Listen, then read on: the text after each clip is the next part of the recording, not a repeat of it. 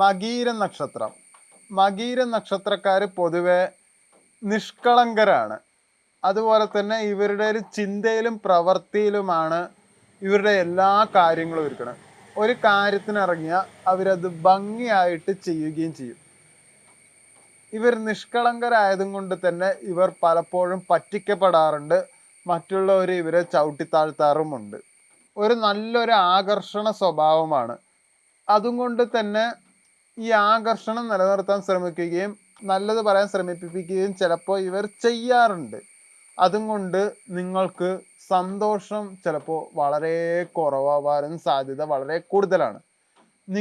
നിങ്ങൾക്ക് വേണ്ടി ജീവിക്കാൻ പലപ്പോഴും മറക്കാറുണ്ട്.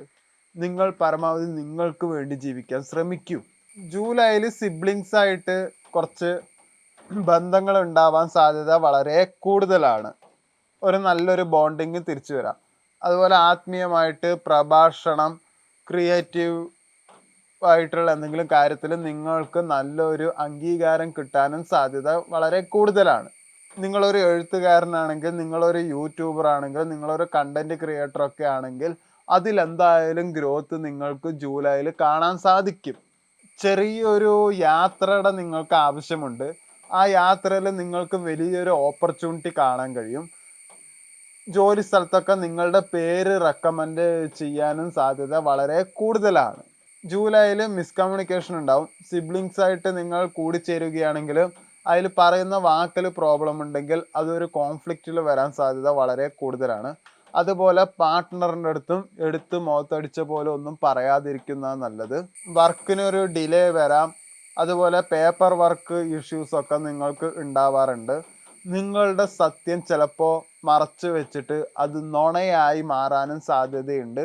അത് വെച്ചിട്ട് നിങ്ങളെ ചിലപ്പോൾ അവർ ബ്ലെയിം ചെയ്തിട്ടുണ്ടാവും.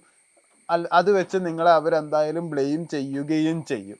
ജൂലൈയിൽ നിങ്ങൾക്ക് ഓൺലൈൻ കോച്ചിങ് അങ്ങനെയുള്ള കാര്യങ്ങളൊക്കെ സാധ്യത ഉണ്ടാവാൻ സാധ്യത വളരെ കൂടുതലാണ്. അതിൽ ലാഭം കിട്ടാനും സാധ്യത വളരെ കൂടുതലാണ്.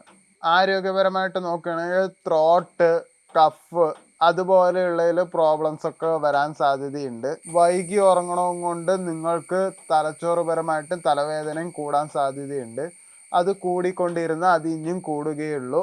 അത് വലിയൊരു ഓപ്പറേഷനിലേക്ക് ഭാവിയിൽ ചെന്നെത്താനും സാധ്യതയുണ്ട്.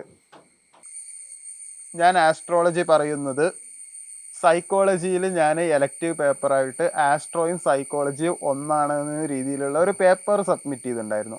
അതുകൊണ്ടാണ് ഞാൻ ആസ്ട്രോളജി പറയുന്നത്. ഞാൻ പറയുന്നതും വേറെ പ്രൊഫഷണൽ ആസ്ട്രോളജിസ്റ്റ് പറയുന്നതിലും അത്യാവശ്യം നല്ലൊരു വ്യത്യാസം കാണാവുന്നതാണ്. സൈക്കോളജിയിൽ കുറച്ച് ക്യാരക്ടർ പറയുന്നുണ്ട്. ആസ്ട്രോളജിയിൽ എല്ലാ നക്ഷത്രത്തിലും കുറച്ച് ക്യാരക്ടർ പറയുന്നുണ്ട്. ഈ ക്യാരക്ടറിലും നവഗ്രഹങ്ങളുടെ സ്ഥാനം എല്ലാം നിർണ്ണയിച്ചിട്ടാണ് ഞാൻ ആസ്ട്രോളജി പറയുന്നത്.